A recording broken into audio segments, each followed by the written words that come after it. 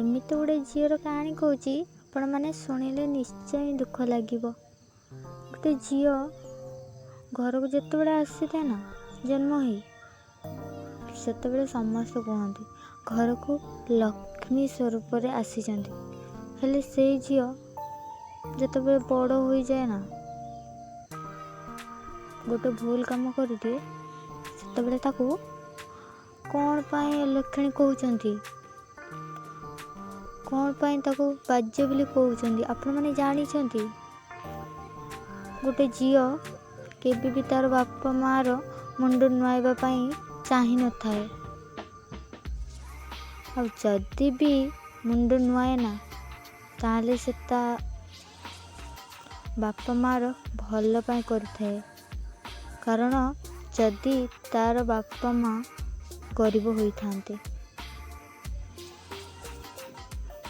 आपण माने जानी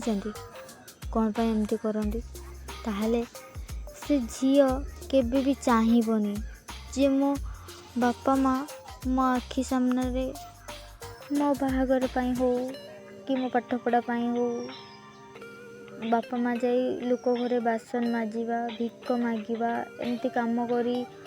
आसी झील को चलेबा से झील केबे भी चाहिबनी कारण से झील को बहुत कष्ट हम से तार बापा माँ एमती कष्ट करुचंदी सेथिपाई ताको दुनिया भूल बुझी थांती हेले तार प्रकृत बापा माँ केबे भी भूल बुझी न थांती हेले दुनिया अजब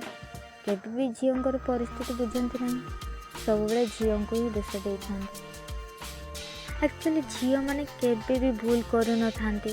कारण से माने परिस्थिति रे पड़िला परे जाके ही भूल करंती।